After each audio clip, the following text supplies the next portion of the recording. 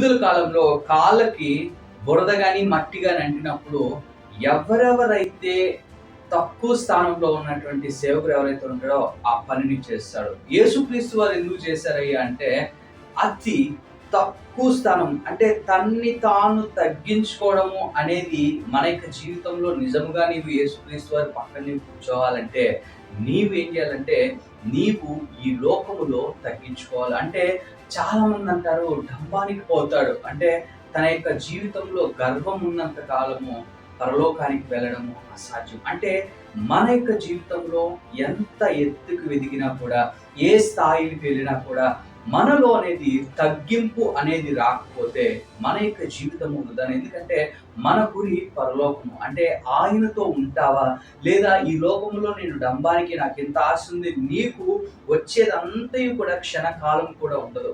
ఇది డబ్బా, ఆ యొక్క స్థానమా, ఆ యొక్క అధికారమా, అది ఏదైనా కూడా నువ్వు చేస్తే ఉద్యోగమా లేదా నువ్వు పెట్టిన కంపెనీయా స్థాపించిన ఏవి కూడా నీ జీవితంలో ఉండవు. కానీ ఒక్కటి మాత్రం ఉంటుంది, ఏంటంటే నీతో ఆయన వాక్యం ఉంటుంది. ఆ వాక్యం నిన్ను నడిపిస్తుంది. ఆ వాక్యం నీ జీవితంలో చాలా మంది చదువుతూ ఉంటారు, బట్టి పడుతూ ఉంటారు, కానీ ఆ వాక్యాన్ని ఆచరణలో పెడితే, ఎందుకంటే బైబిల్ క్లియర్గా చెప్తుంది, నిన్ను నీవు తగ్గించుకుంటే ఆయన నిన్ను హెచ్చిస్తాడు. నిన్ను నీవు హెచ్చించుకుంటే అంటే నీవు డబ్బాలకు పోయి నువ్వు ఏదైతే నేను ఇది చేశాను అది అది ఎంత మురికి గుడ్డం అంటే సొలొమోను రాజును చూసామండి. ఆయనకు ఉన్న ఆస్తి సంపద ఎవరికి లేదు, కానీ వ్యర్థమే అని రాయడానికి కారణం ఏంటంటే ఈ లోకంలో ఏది కూడా తండ్రి సన్నిధికి సమానము కాలేదు. అంటిల్ అన్లెస్ నీవు ఎప్పుడైతే ఆయన సన్నిధిలో నీవు ఉంటావో.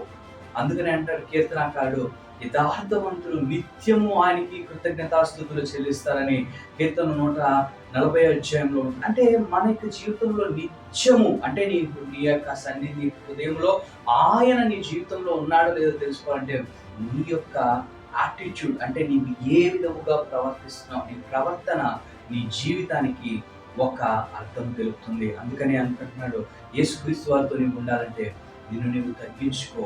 ఆయన సన్నిధిలో నీవు ఉండాలంటే నిత్యము మానక నీవు ఏది చేసినా ఆ మహిమ దేవునికి దేవుని దీవిస్తాడు.